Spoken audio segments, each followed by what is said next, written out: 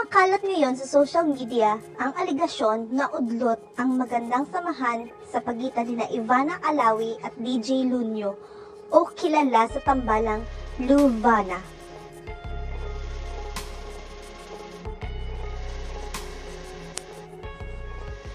Hindi nakaligtas sa mapanuring avid fans ng dalawa na i-unfollows ni Ivana si DJ Lunyo sa Instagram at sa Twitter. Ang itinuturong dahilan di umano ay isang non-showbiz girl na nauugnay sa binata. May 27, 2020, nang basagin ni DJ Lunyo ang pananahimik niya sa issue.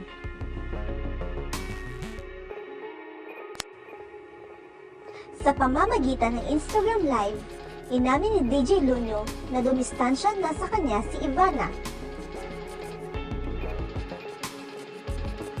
Pero wala raw kinalaman ito sa kontrobersiya sangkot ang kaibigan ni DJ Lunyo na pinangalanan niyang Claire. Bungad ni DJ Lunyo sa kanyang higit na 30-minute video, and I quote, "I'm doing this, it's not because kailangan ko sagutin yung mga bashers. I'm doing this because these people are getting affected for what really happened. And these crazy bashers are getting into their lives hindi lang sa akin. They don't deserve this bullshit. I deserve this bullshit because I made a mess." End of quote. Ipinaliwanag ni DJ Lunyo kung gaano sila mag-close ni Claire bago pa man si Ivana dumating sa kanya. Si Claire ang babaeng madalas niyang makausap bago sila nagkaroon ng komunikasyon ni Ivana. Naging malapit daw si DJ Lunyo kay Claire bandang 3rd week of March.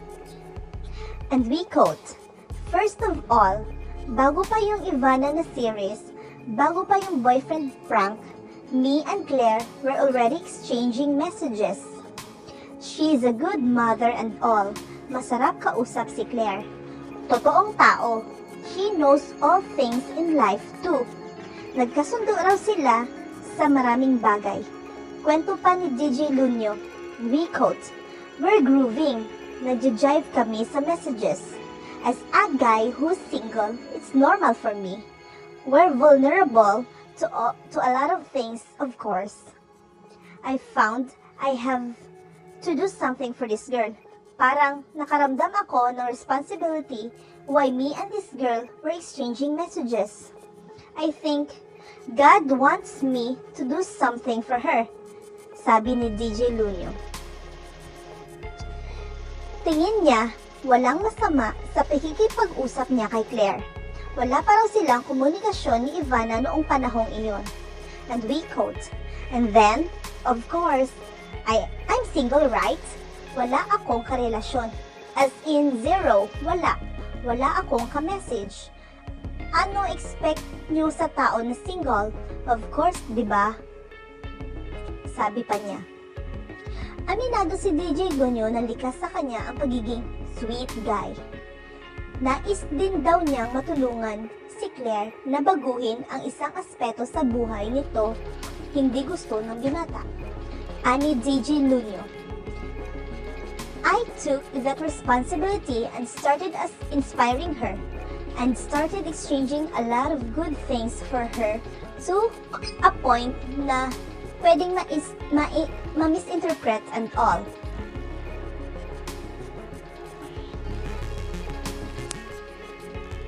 Tila, dito nagkaroon ng problema. Iba ang naiparamdam ni DJ Lunyo kay Claire. Gayong, wala palang intensyon ang binata na ligawan ito. And we quote, "But I have no plans to commit. Never ako nagkaroon ng plan para mag-commit. Kaya nga ako pumunta dito sa China is because I need to pursue my career and all. So ginawa ko yon," sabi niya.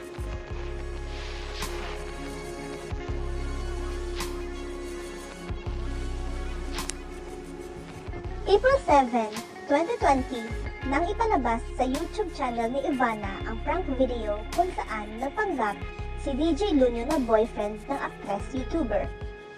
2 buwan bago nag-reach out sa kanya si Ivana, naisip na raw ni DJ Lunyo na sana ay magkaroon ng oportunidad na mag-connect sila.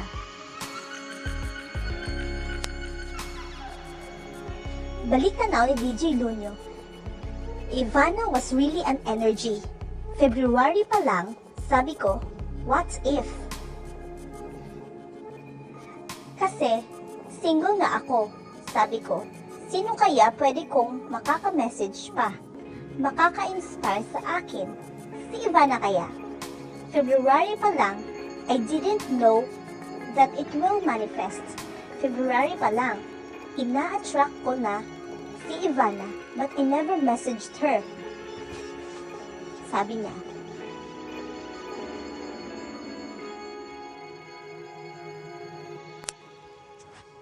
Base sa lumabas na video noong April 7, 2020, plano ni Ivana na i-prank ang ina niyang si Fatima Marbella na madalas nanonood ng TikTok videos ni DJ Lunyo. Nakilala si DJ Lunyo bilang isang DJ / dancer / choreographer na gumagawa ng patok na dance challenges sa social media nitong panahon ng pandemya. Pero taong 2015 pa lang ay magkakilala na sina DJ Lunyo at Ivana. Aminadong kinilig daw si DJ Lunyo na lumapit sa kanya si Ivana at kinuntsaba siya para sa isang boyfriend prank. And we quote, "Nung nag-message na si Ivana, ganito, ganyan, maganda yung challenges mo. The feeling was really different. Na kahit nagme-message kami ni Claire, the feeling was super different. I can't understand the feeling, yung kilig, yung pakiramdam." Sobrang excited daw si DJ Lunyo dahil 2015 pa lang ay may paghanga na siya para kay Ivana.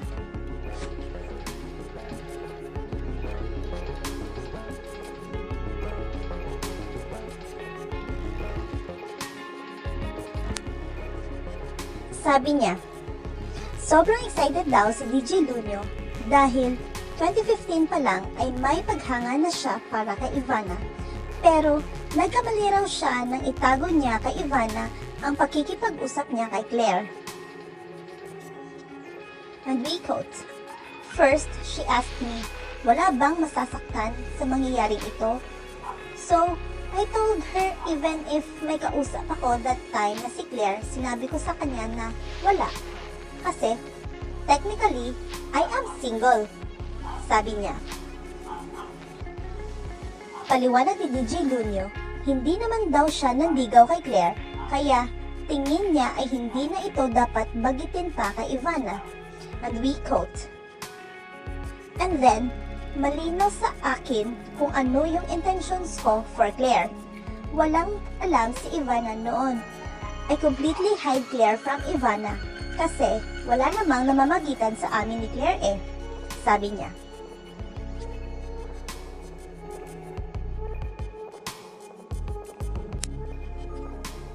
Na-realize daw ni DJ Lunyo na hindi pa rin siya naging malinaw sa kanyang intensyon. And we quote, "Meron akong irresponsible words na pwedeng umasa si Claire. But at the end of it, I'm technically single that time and even up to now. So, nangyari yung prank. I lied to Ivana na wala akong nakaka-message."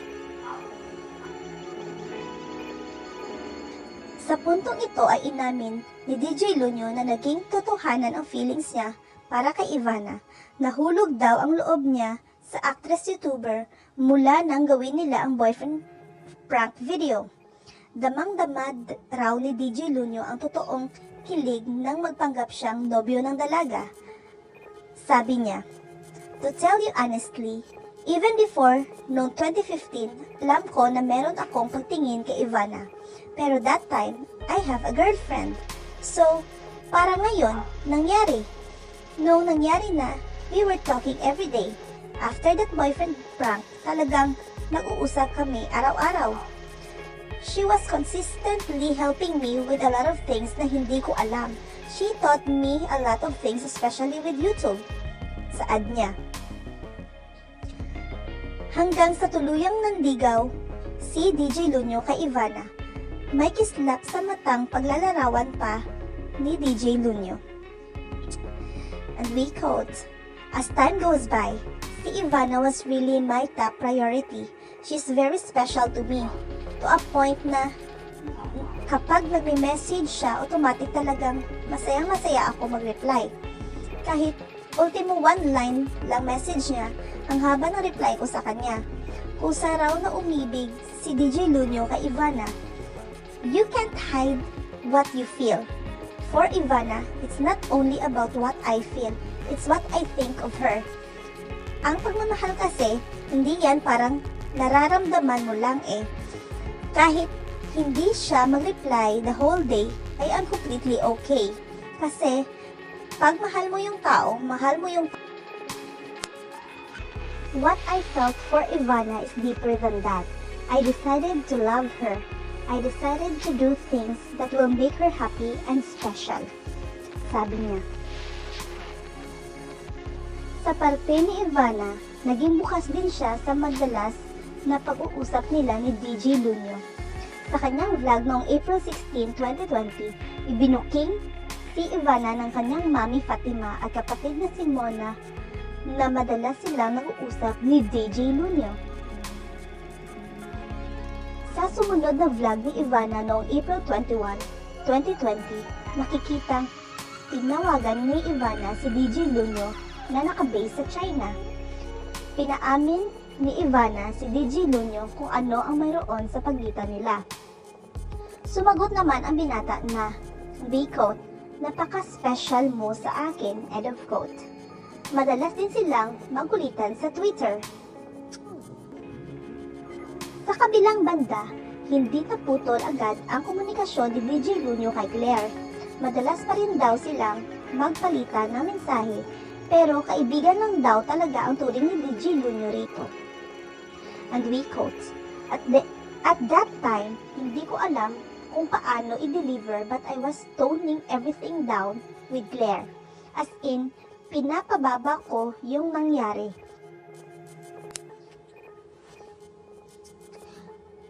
Wala akong intensyon na magkaroon ng relationship with Claire.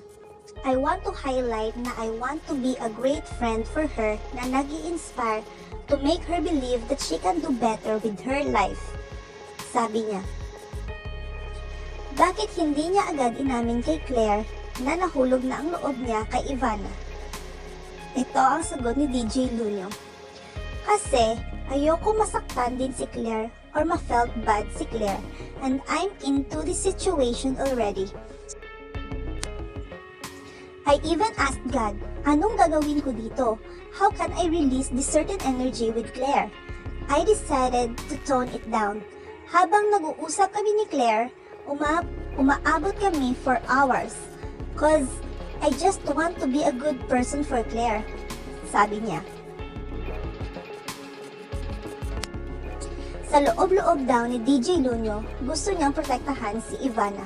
At hindi niya alam kung paano sasabihin kay Claire na walang kinalaman si Ivana kung bakit nais na niyang lumayo rito.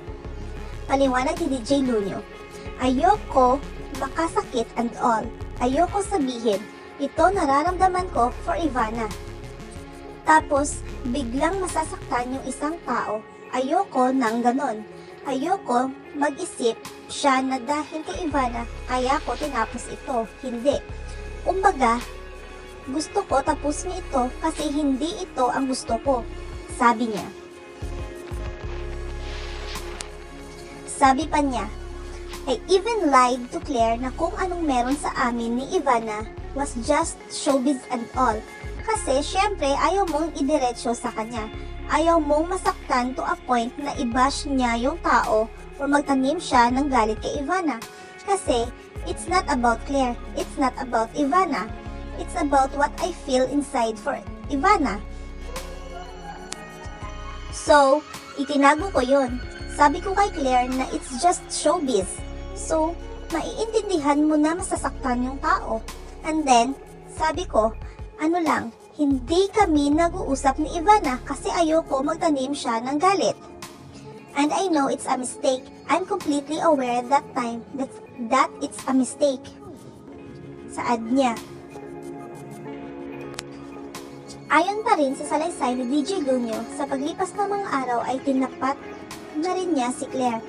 Napagtanto raw ni DJ Lunyo na hindi niya matutulungan si Claire sa kung anumang aspeto ng buhay nito na gusto sanang ayusin ng binata noon.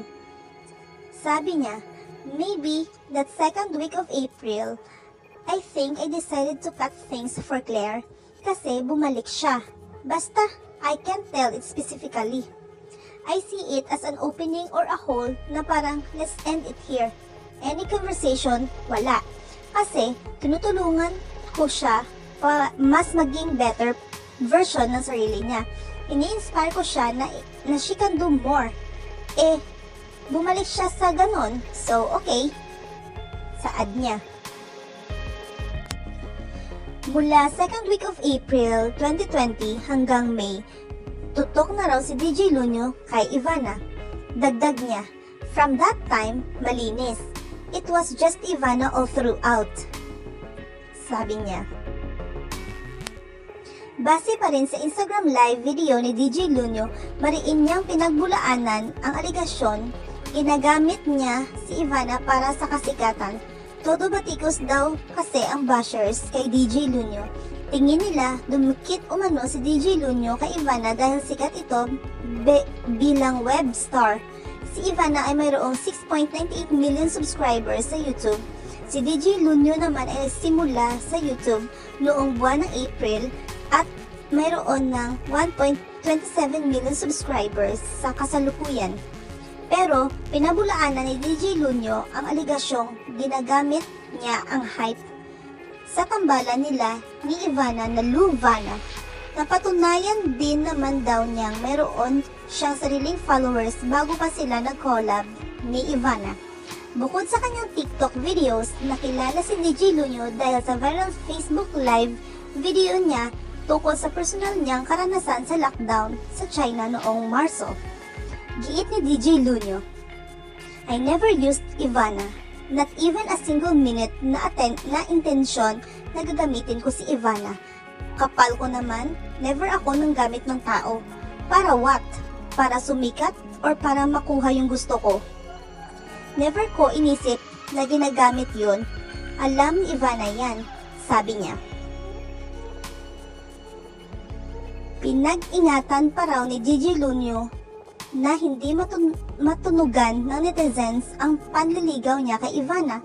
Nagkataon lang daw na si Ivana mismo ang nag-post ng bouquet of Ecuador roses na ipinadala niya rito noong May 7. Walang inilagay na caption si Ivana sa Twitter post niyang iyon. Sabi naman ni DJ Lunyo, I never told Ivana to post something about the flowers. I even get the private na gagawa ng flowers para siguradong hindi lalabas itong ganitong klaseng action ko. Ayaw ko malaman ng media or social media. Gusto ko yung personal actions ko towards Ivana is just low-key. Kasi, hindi naman kailangan malaman ng tao kung ano yung gusto kong mangyari sa nararamdaman ko for Ivana. Based sa timeline na inilahad ni DJ Lunyo, regular pa raw ang komunikasyon nila ni Ivana noong May 7, 2020. Binigyan pa raw nila ng payo ang isa't isa sa mga bagay-bagay.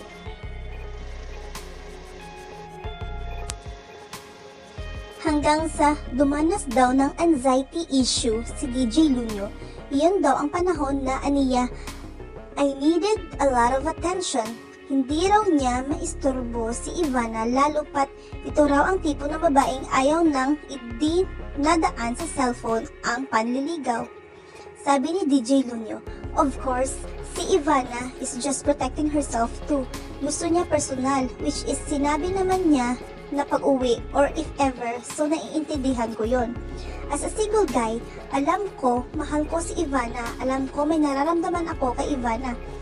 Sabi niya, pero dahil walang makausap, nag-reach out daw si DJ Lunyo sa kaibigan niya si Claire. And we quote, That time, I called Claire kasi si Claire makakaintindi siya, kaya niyang magbigay ng advice and all. Nag-usap kami. I know I was drunk at that time. Nag-sorry raw sa isa't isa sina Claire at DJ Lunyo sa anumang samaan ng loob nila.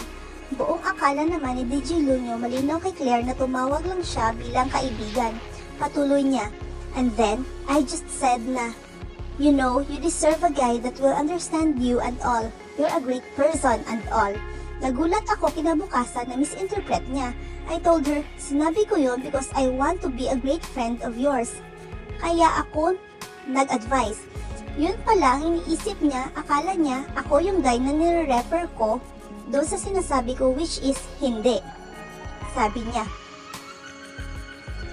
Tinapat daw ni DJ Lunyo si Claire na hindi siya ang lalaking para rito. And we quote, from there, nagkaroon na naman ng kumusyon, hindi yun ang gusto kong mangyari. Alam mo Claire, na it's complicated, ayoko, so gumano na ako. Bukod sa anxiety issue, nagkaproblema rin daw si DJ Lunyo sa negosyo niyang dance studio sa China. Naipit daw siya sa isang business war at ayaw raw niyang idamay si Ivana sa bigat na kanyang nararamdaman. Pero aminadong nagtampo si DJ Lunyo dahil hindi siya hinanap ni Ivana noong biglang naputol ang kanilang komunikasyon. Isang linggo raw siyang hindi naparamdam sa actress-YouTuber ani DJ Lunyo. I never messaged her 1 week. Sana man lang kinamusta niya ako sa nangyari sa akin. Nandun yung ganong klaseng, alam mo yon, the child in me, na sana matanong niya ako and all, sabi niya. Yan daw ang linggong naging abala si DJ Lunyo sa paggawa ng dance steps para sa Bawal Lumabas song ni Kim Chiu. Lumabas ang YouTube vlog niyang iyon noong May 25. Nakapaglabas din daw si DJ Lunyo ng dance challenges sa Instagram at hindi ipinahalata na may pinagdadaanan siyang problema. Nang handa na siyang mag-open up kay Ivana, ang dalaga naman daw ang nagtampo kay DJ Lunyo. Nagalamat daw ang pagkakaibigan nila dahil sa pangbabaliwalan niya sa pinagsamahan nila. Sabi niya, nagigets ko. Hindi ko naisip yung mararamdaman ni Ivana.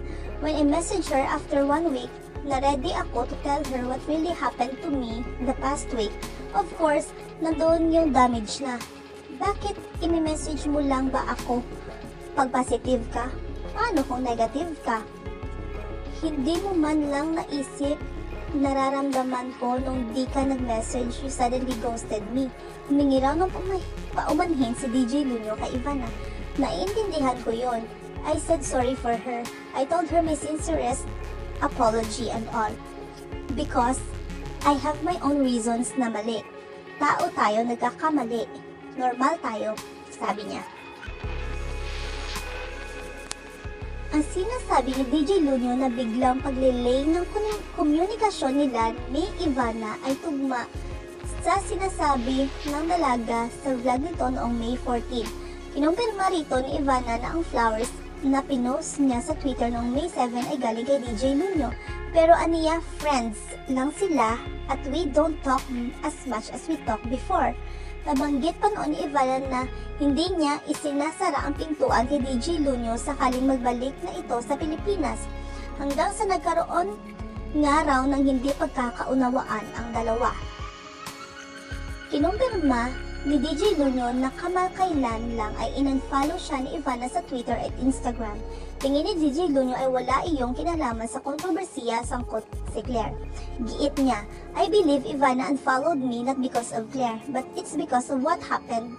First, yung 1 week na hindi ako nag-message for my stupid reason. Nakakabobo rin talaga yung pagmamahal guys sa totoo lang, sabi niya. Pero in-unfollow rin daw siya ni Claire sa social media. Giit niya, nag-unfollow si Claire because hindi mo rin maintindihan si Claire minsan, bigla-bigla na lang. Nag-unfollow siya because of her personal reasons. Never kami nag-away, wala, sabi niya. Hanggang sa nagulat na lang daw si DJ Lunyo sa isyong inuugnay si Claire sa pag-unfollow sa kanya ni Ivana. Sabi niya, and then this chaos came up. It's because of these stupid bashers. Sobrang init lang ng pananaw nila sa akin, sabi ni DJ Lunyo.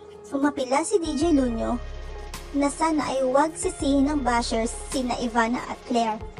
Just to clear things, I never used Ivana. Claire was a good person, mautak na tao. She loves her family so much. She loves her daughter so much.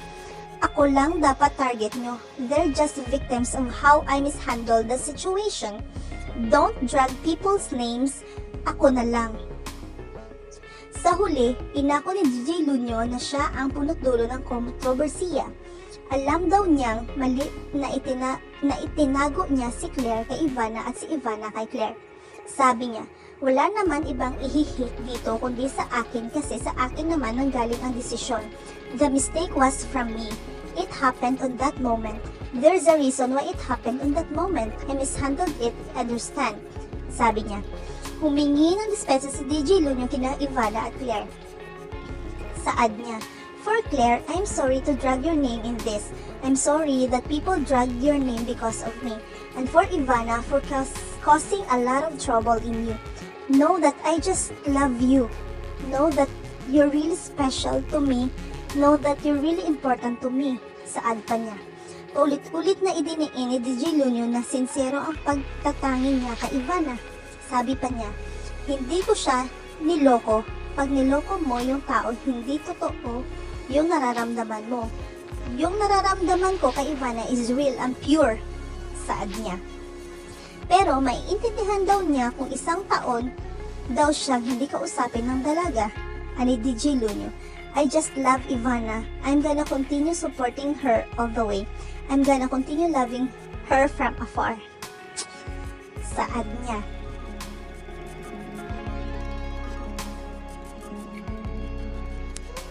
O anong masasabi ninyo dito? For more video updates of your favorite local celebrities and famous personalities, please don't forget to hit like and subscribe to my YouTube channel. Thank you for watching mga kachika!